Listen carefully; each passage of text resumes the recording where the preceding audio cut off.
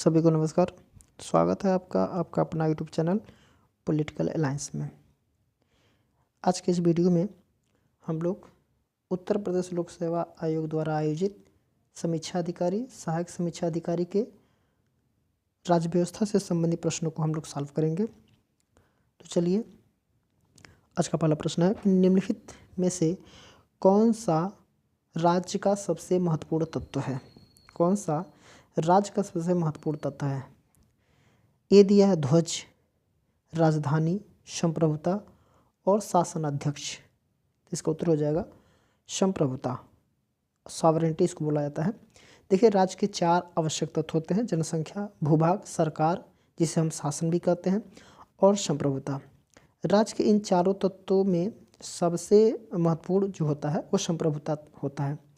संप्रभुता के बिना कोई राज्य अंतर्राष्ट्रीय दृष्टि से राज्य नहीं कहा जा सकता। जैसा कि 1947 से पहले भारत राज्य नहीं था, क्योंकि भारत संप्रभु नहीं था। अंग्रेजों का भारत पर क्या था? आधिपत्य था। तो अगला प्रश्न है, भारतीय संविधान में किस प्रकार की शासन प्रणाली की व्यवस्था की गई है? दिया है लोकतंत्रात्मक, अध्यक्षात्मक, संसदात्मक, अर्ध लोकतंत्रात्मक। तो इसका उत्तर हो जाएगा संसदात्मक शासन प्रणाली इसको बोला जाता है। देखिए, शासन प्रणाली की सामान्यतः 2 पद्धतियाँ होती हैं, उससे कई पद्धतियाँ होती हैं। देखिए, संसदीय और अध्यक्षीय। भारत में जो ग्रेट ब्रिटेन का यानी कि यूके का अनुसरण करते हुए संसदीय शासन व्यवस्था को अपनाया गया है। संसदीय शासन व्यवस्था में व्यवस्थापिका के सदस्य ही कार्यपालिका का गठन करते हैं तथा कार्यपालिका व्यवस्थापिका के प्रति क्या होती है? उत्तरदायी होती है। अगला है, निम्नलिखित में से कौन सी भारतीय संविधान की विशेषता नहीं है? कौन सी भारतीय संविधान की विशेषता क्या है? नहीं है। यह है संसदात्मक शासन, अध्यक्षात्मक शासन, स्वतंत्र न्यायपालिका और संघात्मक व्यवस्था। देखिए, यहाँ पे जो है ऑप्शन वी इसका सही उत्तर हो जाएगा। अध्यक्षात्मक शासन व्यवस्था हमारे यहाँ नहीं है। देखिए, भारतीय संविधान में अध्यक्षात्मक शासन नहीं है, बल्कि संसदात्मक, स्वतंत्र न्यायपालिका और संघात्मक शासन यानी कि सरकार पाई जाती है। अध्यक्षात्मक सरकार भारतीय संविधान की विशेषता बिल्कुल नहीं है। ठीक है, अध्यक्षात्मक सरकार क्या होता है? जहाँ पे राष्ट्र का अध्यक्ष ही शासन करते हैं, उसे अध्यक्षात्मक शासन कहते हैं। नेक्स्ट है, भारत में संसदीय प्रणाली की सरकार है क्योंकि ये है लोकसभा जनता द्वारा प्रत्यक्ष रूप से निर्वाचित होती है। बिल्कुल नहीं। संसद संविधान का संशोधन कर सकती है, ये तो करती है, लेकिन संसदीय प्रणाली की सरकार है, इसकी विशेषता ये नहीं है। राज्यसभा को भंग नहीं किया जा सकता है। मंत्रिपरिषद लोकसभा के प्रति उत्तरदायी होती है, ये इसका सही उत्तर हो जाएगा। संसदीय शासन प्रणाली की जो विशेषता होती है, ये डी नंबर वाला ऑप्शन सही हो जाएगा। नेक्स्ट है, भारत के संदर्भ में संसदीय शासन प्रणाली में निम्नलिखित में से कौन से सिद्धांत संस्थागत रूप से निहित है? पहला है, मंत्रिमंडल के सदस्य संसद के सदस्य होते हैं। जब तक मंत्रियों को संसद का विश्वास प्राप्त रहता है तब तक ही वे अपने पद पर बने रहते हैं। राज्य का अध्यक्ष ही मंत्रिमंडल का अध्यक्ष होता है। देखिए, ये बिल्कुल नहीं हो जाएगा। ठीक है, ये तो बिल्कुल नहीं है, बाकी यह और यह बिल्कुल सही हो जाएगा। तो इसका उत्तर हो जाएगा ऑप्शन ए हो जाएगा उत्तर सही। देखिए, अनुच्छेद 75 का 5 क्लॉज में उल्लेख है कि मंत्री बिना संसद सदस्य बने 6 माह से अधिक अपने पद पर नहीं रहेगा। अर्थात मंत्रिमंडल के सदस्य जो होते हैं वो संसद के सदस्य होते हैं। मंत्रिपरिषद सामूहिक रूप से लोकसभा के प्रति उत्तरदायी होती है। अगला है, संसदात्मक शासन व्यवस्था में क्या है? न्यायपालिका का कार्यपालिका पर नियंत्रण होता है? नहीं। कार्यपालिका का न्यायपालिका पर नियंत्रण होता है? न्यायपालिका से कोई मतलब नहीं। तो कार्यपालिका का विधायिका पर नियंत्रण होता है? ये भी नहीं। विधायिका कार्यपालिका पर नियंत्रण करती है। संसदात्मक शासन, ऑप्शन डी इसका सही उत्तर हो जाएगा। नेक्स्ट, राष्ट्रपति पद्धति में समस्त कार्यपालिका की शक्तियाँ निहित होती है। समस्त कार्यपालिका की शक्तियाँ निहित होती है राष्ट्रपति में, कैबिनेट में, व्यवस्थापिका में या फिर उच्च सदन में। इसका उत्तर हो जाएगा राष्ट्रपति में। जहाँ पर राष्ट्रपति शासन होता है वहाँ पर राष्ट्रपति में कार्यपालिका की सारी शक्तियाँ किसमें होती है? निहित होती है। राष्ट्रपति शासन पद्धति में समस्त कार्यपालिका शक्तियाँ राष्ट्रपति में निहित होती है। इस शासन पद्धति को अध्यक्षात्मक शासन पद्धति के नाम से जाना जाता है। नेक्स्ट है कि भारत में राजनीतिक व्यवस्था के मूलभूत लक्षण है। भारत में राजनीतिक व्यवस्था के मूलभूत लक्षण है, पहला है कि यह एक लोकतंत्रात्मक गणतंत्र है, बिल्कुल सही। दूसरा, इसे संसदात्मक रूप से सरकार है, संसदात्मक रूप की सरकार है, बिल्कुल सही। तीसरा, सर्वोच्च सत्ता भारत की जनता में है, बिल्कुल सही हो जाए। यह एकीकृत शक्ति का प्रावधान करती है, बिल्कुल नहीं। तो इसका उत्तर हो जाएगा ऑप्शन बी। लोकतांत्रिक गणतंत्र, संसदात्मक सरकार एवं सर्वोच्च सत्ता का जनता में निहित होना भारत की राजनीतिक व्यवस्था के मूलभूत लक्षण है। जबकि देखिए तथापि यह एक एकीकृत शक्ति का प्रावधान नहीं करती, बल्कि सत्ता को केंद्र एवं राज्यों में विभाजित किया गया है। नेक्स्ट है कि निम्नलिखित कथनों पर विचार कीजिए। पहला, भारत एक लोकतांत्रिक राज्य व्यवस्था है, बिल्कुल सही है। भारत एक संप्रभु संपन्न राज्य है, बिल्कुल सही है। भारत एक लोकतांत्रिक समाज है, बिल्कुल सही। भारत एक कल्याणकारी राज्य, बिल्कुल सही। तो ऑप्शन इसका डी इसका सही उत्तर हो जाएगा। भारतीय संविधान के तहत भारत में एक लोकतांत्रिक राज्य व्यवस्था है तथा यह एक संप्रभु संपन्न राज्य है। राजनीति के निर्देशक तत्वों के द्वारा संविधान निर्माताओं ने कल्याणकारी राज्य की संकल्पना को भी अभिव्यक्त किया है। साथ ही भारतीय समाज को भी लोकतांत्रिक माना जा सकता है। अगला प्रश्न है कि निम्नलिखित में से कौन सी विशेषता भारतीय राजतंत्र की नहीं है? भारतीय राजतंत्र की नहीं है, क्या हो जाएगा? एक संविधान संगत सरकार है, बिल्कुल सही है। लोकतांत्रिक सरकार है, बिल्कुल सही है। विधि का शासन है, बिल्कुल। सत्तावादी सरकार नहीं है, ऑप्शन डी इसका सही उत्तर हो जाएगा। भारत में विधि का शासन है, यहाँ गणतंत्र है न कि राजतंत्र। प्रत्येक 5 वर्ष के उपरांत जनता अपने प्रतिनिधियों का निर्वाचन कर संविधान संगत लोकतांत्रिक सरकार का गठन करती है। यहाँ सत्तावादी सरकार बिल्कुल नहीं है। नेक्स्ट, कल्याणकारी राज्य अर्थात वेलफेयर स्टेट का उद्देश्य है, क्या है? कि अधिकतम संख्या का अधिकतम कल्याण सुनिश्चित करना, बिल्कुल सही है। कमजोर वर्गों के कल्याण का प्रबंधन करना, सभी नागरिकों को स्वास्थ्य सुविधाएं उपलब्ध करना, उपरोक्त में से कोई नहीं है। तो इसका उत्तर हो जाएगा ऑप्शन ए। देखिए, कल्याणकारी राज्य वेलफेयर स्टेट आशय है कि राज्य द्वारा देश की अधिकतम जनसंख्या का अधिकतम कल्याण सुनिश्चित करना। कल्याणकारी राज्य में उदारवाद और समाजवाद को अंतर्निहित करने का प्रयास किया जाता है, जैसा कि भारत एक कल्याणकारी राज्य है। अगला है कि निम्नलिखित में से कौन सा एक भारतीय संविधान का दर्शन नहीं है? भारतीय संविधान का दर्शन नहीं है। कल्याणकारी राज्य, समाजवादी राज्य, राजनीतिक समानता और साम्यवादी। देखिए, ये साम्यवादी राज्य भारत में नहीं है, तो इसका उत्तर हो जाएगा ऑप्शन डी। भारतीय संविधान में जो कल्याणकारी राज्य, समाजवादी राज्य, राजनीतिक समानता, न्याय या पंथ निरपेक्षता, लोकतंत्रात्मक गणराज्य आदि दर्शनों को आत्मसात किया गया, किंतु साम्यवादी राज्य के दर्शन का उल्लेख संविधान में नहीं किया गया। साम्यवादी राज्य एक राजनीतिक समानता, न्याय का उल्लेख हमें उद्देशिका में मिलता है। कल्याणकारी राज्य का दर्शन संविधान के भाग 4 में राज्य के नीति निर्देशक तत्वों के अंतर्गत सन्निहित है। नेक्स्ट है कि निम्नलिखित कथनों में से कौन सा सही है? भारतीय संविधान अधिक्षात्मक है, बिल्कुल नहीं, बिल्कुल गलत है। भारत एक नाम मात्र का राजतंत्र है, बिल्कुल नहीं। भारत एक कुलीन है, बिल्कुल नहीं। भारत एक संसदात्मक शासन प्रजातंत्र है, तो ये सही उत्तर हो जाएगा ऑप्शन डी। भारत में संसदात्मक प्रजातंत्र को अपनाया गया है। संसदात्मक प्रजातंत्र का आशय है कि शासन की संसदीय प्रणाली वाला प्रजातंत्र जिसमें राज्य सत्ता मूलतः जनता में निहित होती है। संसद में जनता के द्वारा चुने हुए प्रतिनिधि शासन संचालन करते हैं। जैसे कहने का मतलब संसद है तो जनता द्वारा चुन करके ये संसद में जाते हैं, इन्हीं के द्वारा शासन चलाया जाता है। नेक्स्ट है, भारत में राजनीतिक सत्ता का प्रमुख स्रोत है। भारत में राजनीतिक सत्ता का प्रमुख स्रोत है, तो सबको पता है, ऑप्शन ए इसका सही उत्तर हो जाएगा, जनता। ठीक है, अगला प्रश्न है, निम्नलिखित में से कौन सा सही है? कौन सा सही है? अधिक्षात्मक शासन प्रणाली की विशेषता है, तो निम्न में से यह अधिक्षात्मक शासन की विशेषता पता। कार्यकारिणी का प्रमुख राष्ट्रपति होता है। कार्यकारिणी का प्रमुख राष्ट्रपति होता है, बिल्कुल सही है। राष्ट्रपति अपने मंत्रिपरिषद का चयन स्वयं करता है, बिल्कुल सही। राष्ट्रपति व्यवस्थापिका को भंग नहीं कर सकते, बिल्कुल सही। ऊपर वर्णित सभी तथ्य क्या है? सही है, तो ऑप्शन डी इसका सही उत्तर हो जाएगा। अधिक्षात्मक शासन प्रणाली की विशेषता है कि कार्यकारिणी का प्रमुख राष्ट्रपति ही होता है। राष्ट्रपति अपने मंत्रिपरिषद का चयन स्वयं अपने विवेक से करता है, व्यवस्थापकों को भंग नहीं कर सकते। लेकिन नेक्स्ट है, भारत में प्रजातंत्र इस तथ्य पर आधारित है। भारत में प्रजातंत्र इस तथ्य पर आधारित है, संविधान लिखित है या मौलिक अधिकार प्रदान किए गए हैं। जनता को सरकारों को चुनने तथा बदलने के अधिकार प्राप्त है। यहाँ राज्य के नीति निर्देशक तत्व है। यहाँ पे सी इसका सही उत्तर हो जाएगा, ऑप्शन सी।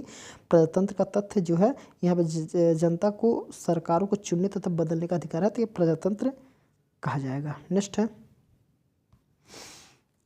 निम्नलिखित में से किससे विनिर्धारित होता है कि भारत का संविधान परिसंघीय है?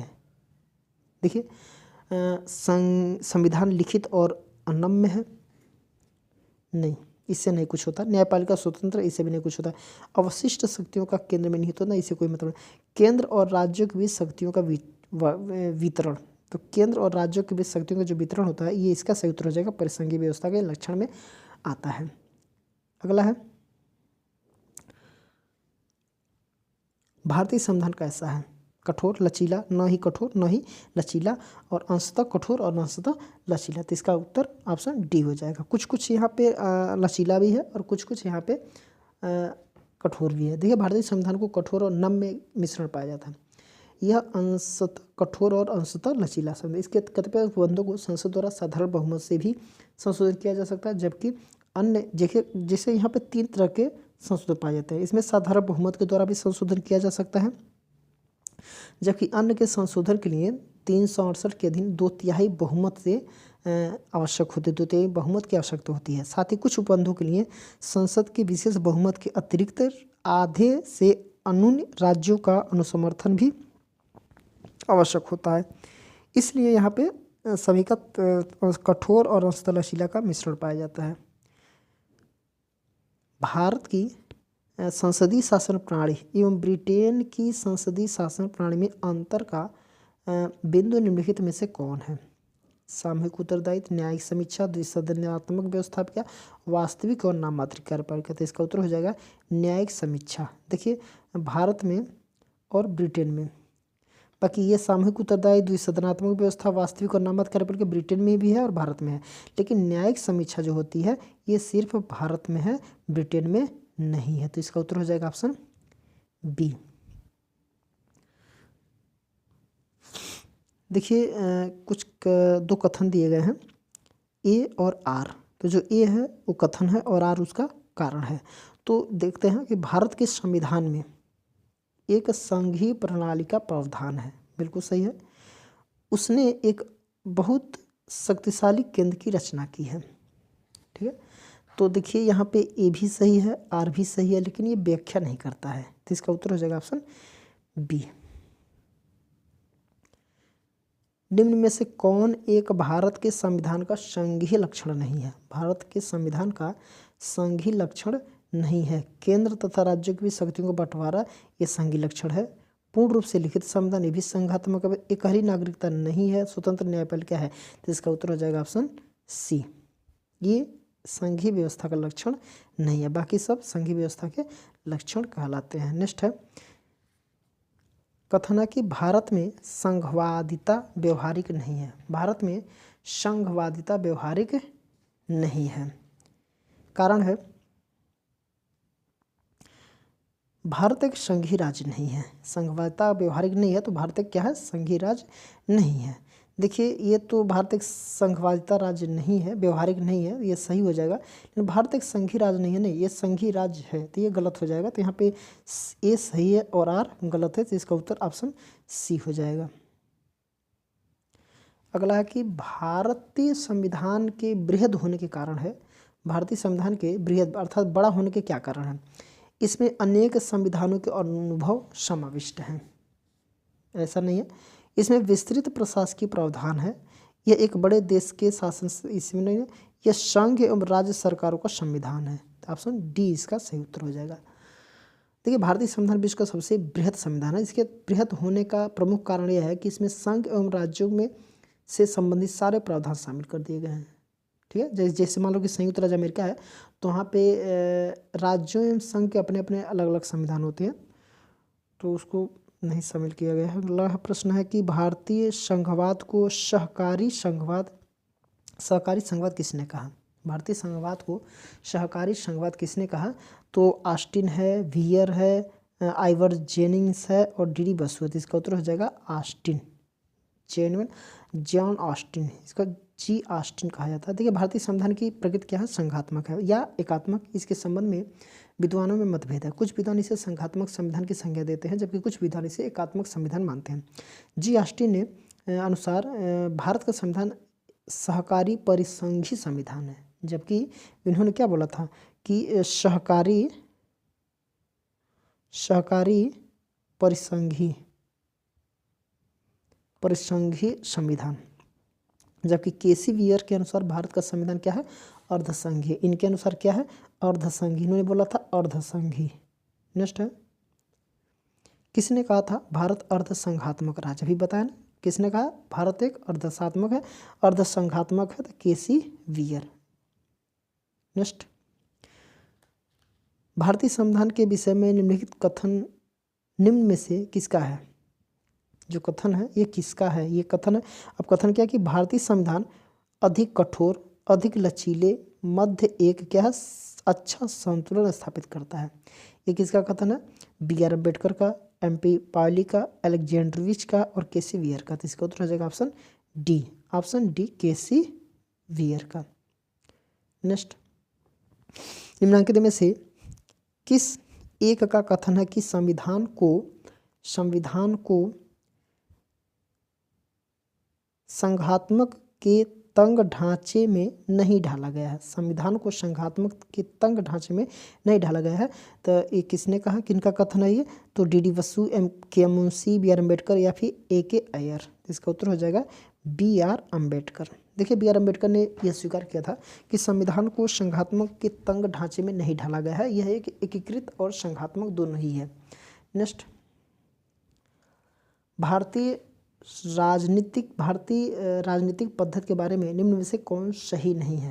देखिए यहाँ पे कह रखी कौन सही नहीं है, किसके बारे में, भारतीय राजनीतिक पद्धति के बारे में। धर्मनिरपेक्ष राज्य है, संसदीय पद्धति की सरकार है या संघीय नीति है, राष्ट्रपति पद्धति की सरकार है। ये देखो ये नहीं है, राष्ट्रपति शासन हमारे यहाँ नहीं पाया जाता। ये भी सही है, ये भी सही है, ये भी सही है, लेकिन ये नहीं है, तो इसका उत्तर हो जाएगा ऑप्शन डी। नेक्स्ट, गणतंत्रीय अवधारणा से संबंधित निम्नलिखित में से कौन एक नहीं है। राज्य एक जिसमें जनता सर्वोच्च हो, नहीं। सर्वोच्च शक्ति निर्वाचित प्रधान में निहित हो, नहीं। सर्वोच्च शक्ति एक राजा के समान व्यक्ति में निहित हो। एक ऐसी सरकार जो जनता द्वारा निर्वाचित प्रतिनिधि होगा। देखिए ये भी सही हो जाएगा, ये भी सही हो, ये नहीं हो जाएगा, ये इसका नहीं है गणतंत्री का। तो ऑप्शन सी इसका सही उत्तर हो जाएगा। नेक्स्ट है, भारतीय राष्ट्रीय ध्वज में चक्र किसका प्रतीक है। जो चक्र है भारतीय राष्ट्रीय ध्वज में, जो चक्र है ये किसका प्रतीक है, स्वतंत्रता का, न्याय का, समानता का, फिर भाईचारे का। इसका उत्तर हो जाएगा न्याय का। भारतीय राष्ट्रीय ध्वज में सफ़ेद पट्टी के बीच में नीले रंग का चक्र है, जिसका प्रारूप सारनाथ के अशोक के चिन्ह स्तंभ पर बने चक्र से लिया गया है। इसमें कितने हैं, तो 24 तीलियां हैं, 24 तीलियां। यह न्याय का प्रतीक माना जाता है। नेक्स्ट है, संविधान के निम्नलिखित में से किस प्रावधान के अंतर्गत भारतीय संसद को नया राज्य बनाने का अधिकार है। जैसे भारतीय संसद जो है वो भारत के अंदर कोई नया राज्य बनाने का अधिकार प्राप्त करता है, किस प्रावधान के अंतर्गत, अनुच्छेद 1, अनुच्छेद 2, 3, 4 या फिर 5। तो इसका उत्तर हो जाएगा ऑप्शन सी, अनुच्छेद 3 के अंतर्गत। भारतीय संविधान के अनुच्छेद 3 के तहत जो है वो नए राज्य के निर्माण, उनके क्षेत्रों, सीमाओं तथा नाम में परिवर्तन का अधिकार भारतीय संसद में निहित है। जबकि अनुच्छेद 1 जो है के तहत संघ का नाम, राज्य, क्षेत्र। अनुच्छेद 2 के तहत क्या है, भारतीय संघ में नए राज्यों के प्रवेश या स्थापना का प्रावधान किया गया है। नेक्स्ट, नए राज्य के गठन कर्व आउट की शक्ति निहित है, किसमें निहित है, संसद में, राष्ट्रपति में, मंत्रिपरिषद में या फिर राज्य पुनर्गठन आयोग में। तो इसका उत्तर हो जाएगा संसद में। संसद ही किसी राज्य को घटा बढ़ा सकती है, तोड़ सकती है, मरोड़ सकती है, दूसरे राज्यों की सीमाओं को इधर से उधर कर सकती है, दूसरे देशों की सीमा में अपने मिलाने का अधिकार वगैरह वगैरह सब चीज़ ये प्रावधान संसद ही कर सकती है। अगला प्रश्न है कि भारत के संविधान के अंतर्गत निम्नलिखित में से किसको राज्य की सीमाओं को परिवर्तित करने की शक्ति प्राप्त है? तो किसको है? ऑप्शन सी, ए है इसका सही उत्तर हो जाएगा, ऑप्शन ए संसद को। बाकी इसको नहीं होता, हम लोग पढ़ चुके संसद को ही। अगला प्रश्न है,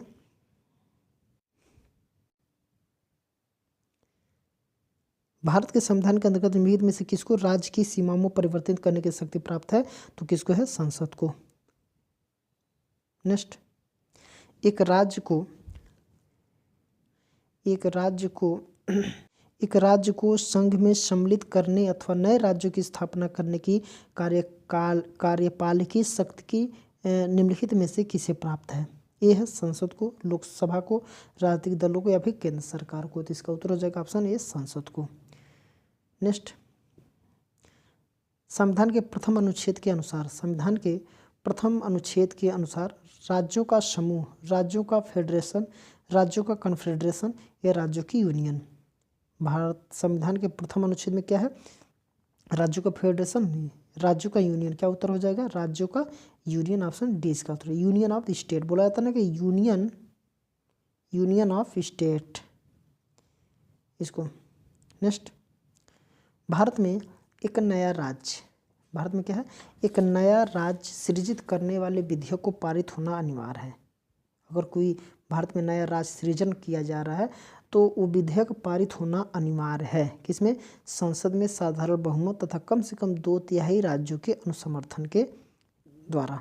नहीं, संसद के साधारण बहुमत नहीं, संसद में 2/3 बहुमत, कम से कम 2/3 राज्यों के भी नहीं, उपयुक्त में से कोई नहीं। तो इसका उत्तर हो जाएगा उपयुक्त में से कोई नहीं, ऑप्शन डी इसका सही उत्तर हो जाएगा। देखिए, नए राज्यों के निर्माण के लिए विधि हेतु अनुच्छेद 368 के तहत विशेष प्रक्रिया अपनाई नहीं जाती है, अर्थात संसद साधारण बहुमत से नए राज्यों का निर्माण कर सकती है तथा संविधान के अनुच्छेद 4(2) के अनुसार इस प्रकार की विधि अनुच्छेद 368 के प्रयोजन के लिए संविधान का संशोधन नहीं समझी जाती। ठीक है। नेक्स्ट है, भारत में संघ राज्यों का प्रशासन होता है राष्ट्रपति द्वारा, उपराज्यपाल द्वारा, गृह मंत्री द्वारा या फिर प्रशासकों के द्वारा। तो ऑप्शन ए इसका सही उत्तर हो जाएगा, राष्ट्रपति के द्वारा। देखिए, संविधान के अनुच्छेद 239(1) के अनुसार संसद द्वारा बनाई गई विधि द्वारा यह अन्यथा उपबंधित के सिवाय प्रत्येक संघ राज्य क्षेत्र का प्रशासन राष्ट्रपति द्वारा किया जाता है। नेक्स्ट, भारत संघ नहीं है, कथन ये है, और किसी भी राज्य का क्षेत्र सीमा नाम उसकी सहमति के बिना भी परिवर्तित करने की शक्ति संघीय संसद को प्राप्त है। तो इसका उत्तर हो जाएगा क्या है? ये गलत हो जाएगा, भारत संघ नहीं है, ये तो संघ है ना भारत, लेकिन ये सही हो जाएगा। तो ऑप्शन डी इसका सही उत्तर हो जाएगा, ए गलत है और आर सही है। नेक्स्ट, निम्नलिखित में से कौन एक नए राज्यों के निर्माण के लिए संवैधानिक उपबंध है? नहीं है। ये है किसी राज्य का क्षेत्र बढ़ाकर, किसी राज्य का क्षेत्र घटाकर, किसी राज्य का नाम परिवर्तन कर एक राज्य संघ राज्य क्षेत्र में शामिल कर सकेगा। इसका उत्तर हो जाएगा ऑप्शन डी, एक राज्य संघ राज्य क्षेत्र शामिल कर सकेगा। देखिए, भारतीय संविधान के अनुच्छेद 3 के अनुसार किसी राज्य की सीमाएं बदलने, नए राज्य का निर्माण करने अथवा उसके नाम में परिवर्तन करने का अधिकार केवल संसद को दिया गया है, राज्यों को यह अधिकार प्राप्त बिल्कुल नहीं है। नेक्स्ट है,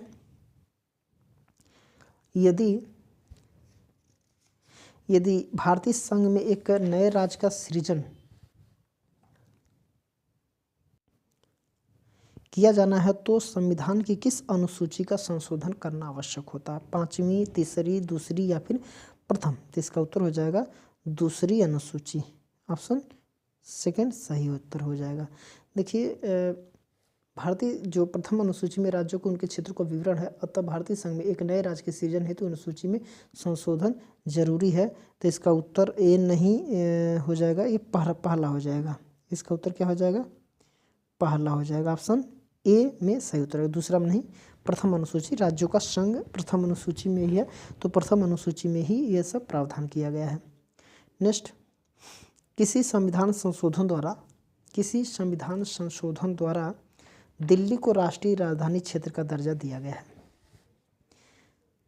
67वां संशोधन, 69वां, 68वां या फिर 17वां? तो इसका उत्तर हो जाएगा 69वां। ऑप्शन बी इसका सही उत्तर हो जाएगा। 69वां संविधान संशोधन अधिनियम 1991 के द्वारा देश की राजधानी दिल्ली को संघ राज्य क्षेत्र की राज्य की श्रेणी में कायम रखते हुए उनके लिए एक विधान सभा और विधान परिषद का उपबंध किया गया है। नेक्स्ट, निम्नलिखित कथनों में से कौन सा एक गलत है? कौन सा एक गलत है? गोवा को 1987 में पूर्ण राज्य का दर्जा प्राप्त हुआ। बिल्कुल सही है। दीव खंभात की खाड़ी गल्फ खंभात में एक टापू है। बिल्कुल सही। दमन और दीव को भारतीय संविधान के 56वें संशोधन द्वारा गोवा से अलग किया गया। बिल्कुल। दादर और नगर हवेली 1954 तक फ्रांसीसी औपनिवेशिक शासन के अंतर्गत थे। ये सही हो जाएगा, ये नहीं होगा। ये क्या है? गलत है। देखिए, दादर और नगर हवेली 1954 तक पुर्तगाली शासन के अधीन थे, न कि फ्रांसीसी। अंतर्राष्ट्रीय न्यायालय के भारत के पक्ष में निर्णय के पश्चात दादर और नगर हवेली को भारत में मिला लिया गया था। नेक्स्ट है कि सिक्किम भारत का एक राज्य बनाया गया था। सिक्किम जो है भारत का एक नया राज्य बनाया गया था। कब बनाया गया था? 30वें संशोधन के अंतर्गत, 32वें संशोधन के अंतर्गत, या फिर 35 या फिर 42वें संशोधन के अंतर्गत? इसका उत्तर हो जाएगा 35वें संशोधन के अंतर्गत। ऑप्शन सी इसका सही उत्तर हो जाएगा। 35वें संशोधन 1974 के द्वारा सिक्किम को भारत में संयुक्त राज्य के रूप में शामिल किया गया था। 36वें संविधान संशोधन 1975 द्वारा सिक्किम को 22वां राज्य पूर्ण राज्य का दर्जा प्रदान किया गया। नेक्स्ट, निम्नलिखित संविधान संशोधन में से किसके द्वारा सिक्किम को विधिवत भारत संघ के एक पूर्ण राज्य के रूप में सम्मिलित किया गया?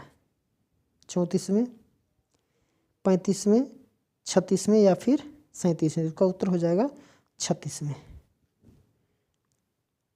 नेक्स्ट, बिहार को काटकर एक पृथक वनांचल राज्य का बनना संभव है। राज्य विधानसभा में कानून पारित करके, राज्यपाल द्वारा अध्यादेश पारित करके, संवैधानिक औपचारिकता को समाप्त करके, या फिर इनमें से कोई नहीं? तो इसका हो जाएगा इनमें से कोई नहीं, क्योंकि यहाँ कह रहा कि राज्य विधानसभा ने इसमें टोटल संसद को ये अधिकार प्राप्त है किसी राज्य को काट करके पृथक राज्य बनाना या फिर कोई नया क्षेत्र किसी राज्य में सम्मिलित करना। ये सारी शक्तियाँ संसद में है और यहाँ पे राज्य विधानमंडल को बिल्कुल नहीं है, राज्यपाल को बिल्कुल नहीं है, संवैधानिक औपचारिकता बिल्कुल नहीं है। ये सारे गलत हो जाएंगे। नेक्स्ट है, छत्तीसगढ़ राज्य स्वरूप में आया। छत्तीसगढ़ राज्य स्वरूप में आया 1 नवंबर 2000, 9 नवंबर 2000, 10 नवंबर 2000 या फिर 1 जनवरी 2000? इसका उत्तर हो जाएगा 1 नवंबर सन 2000 को। नेक्स्ट, उत्तराखंड राज्य की स्थापना हुई। उत्तराखंड राज्य की स्थापना हुई वर्ष 1999 में, 2000 में, 2001 में या फिर 2002 में? इसका उत्तर हो जाएगा ऑप्शन बी, सन 2000 में उत्तराखंड का निर्माण किया गया। उत्तर प्रदेश से अलग भारत के जो है वो 27वें राज्य के रूप में उत्तराखंड की स्थापना 9 नवंबर सन 2000 को हुई थी। अगला है प्रश्न है कि निम्न में से एक कथन असत्य है। निम्न में से एक कथन क्या है? असत्य है। तो वो कथन कौन है जो असत्य है? दिया है कि ये मैसूर राज्य का नया नाम तमिलनाडु रखा गया। नया नाम क्या है? तमिलनाडु रखा गया है। बिल्कुल गलत। गोवा को दमन एवं दीव से अलग किया गया। बिल्कुल सही है। बम्बई राज्य गुजरात एवं महाराष्ट्र की बिल्कुल सही है। हिमाचल प्रदेश संघ शासित प्रदेश की सूची में था, ये भी बिल्कुल सही है। ऑप्शन ए इसका गलत हो जाएगा। देखिए, मैसूर राज्य नाम परिवर्तन अधिनियम 1973 के द्वारा इसका नाम कर्नाटक किया गया, ठीक है, न कि तमिलनाडु। नेक्स्ट प्रश्न है कि उल्फा उग्रवादी किस राज्य से संबंधित है? उल्फा उग्रवादी किस राज्य से संबंधित है? असम, उत्तर प्रदेश, पंजाब या फिर कश्मीर? तो इसका सही उत्तर हो जाएगा ऑप्शन ए, असम। उल्फा जो उग्रवादी हैं वो कहाँ पे है? असम में है। उल्फा ULFA उल्फा उग्रवादी संगठन असम राज्य से संबंधित है। इसका पूरा नाम United liberation front of Assam, United liberation front of Assam है। इस संगठन का उद्देश्य सैन्य संघर्ष के जरिए संप्रभु समाजवादी असम स्थापित करना। परेश बरुआ तथा अन्य द्वारा 1979 में इसकी स्थापना की गई थी। नेक्स्ट है people's war group. People's war group नामक आतंकवादी संगठन स्थित है। कहाँ स्थित है? त्रिपुरा में, असम में, नागालैंड में या फिर आंध्र प्रदेश में। तो कहाँ स्थित है? आंध्र प्रदेश में। इसका उत्तर ऑप्शन डी सही उत्तर हो जाएगा।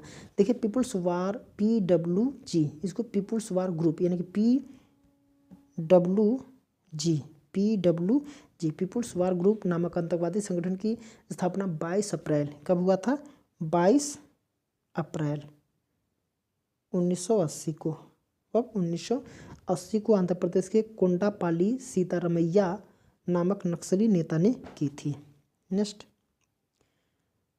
कावेरी जल विवाद के अंतर्गत राज्य है। कावेरी जल विवाद के अंतर्गत राज्य है, वो कौन सा राज्य है जो कावेरी जल विवाद में से संबंधित है? कर्नाटक, महाराष्ट्र, गोवा, आंध्र प्रदेश? बिल्कुल नहीं। कर्नाटक, तमिलनाडु, महाराष्ट्र, केरल? बिल्कुल नहीं। कर्नाटक, तमिलनाडु, केरल, आंध्र प्रदेश? बिल्कुल नहीं। कर्नाटक है, फिर तमिलनाडु या फिर पांडिचेरी, फिर केरल। तो ऑप्शन डी इसका सही उत्तर हो जाएगा। नेक्स्ट है भाषाई आधार पर राज्यों का पुनर्गठन कब किया गया है? भाषाई आधार पर राज्यों का पुनर्गठन कब किया गया है? 1956 में, 60 में, 62 में या फिर 1978 में? तो इसका उत्तर हो जाएगा 1956 में। ऑप्शन ए इसका सही उत्तर हो जाएगा। देखिए न्यायमूर्ति फजल अली आयोग की रिपोर्ट पर राज्यों का पुनर्गठन करने के लिए राज्य पुनर्गठन अधिनियम 1956 पारित किया गया। आंध्र प्रदेश जो है AP, आंध्र प्रदेश भाषा के आधार पर गठित होने वाला देश का प्रथम राज्य है। ये क्या है? ये पहले नंबर पे गठित हुआ था। किस आधार पे? भाषा के आधार पे। ये कब हुआ था? तो 1953 के आसपास में। अगला प्रश्न है और इस सेट का आखिरी प्रश्न है कि भाषाई आधार पर सर्वप्रथम किस राज्य का गठन हुआ था? तो भाषाई आधार पर सर्वप्रथम किस राज्य का गठन हुआ था? तो सबको पता है, अभी बताया गया है, आंध्र प्रदेश। ठीक है, तो इस वीडियो में आज हम लोग इतने प्रश्नों को सॉल्व किए जो भारतीय राज्य व्यवस्था से संबंधित है। ये प्रश्न RO अर्थात समीक्षा अधिकारी, सहायक समीक्षा अधिकारी में सारे प्रश्न पूछने जो हो सकता है कि लगभग चांस है आने की। तो इस प्रश्नों को आप लोग एक बार, दो बार, तीन बार या फिर जितना मर्जी उतनी बार आप लोग रिपीट करेंगे, दोहरा लेंगे। तो चलिए आज के लिए इतना ही।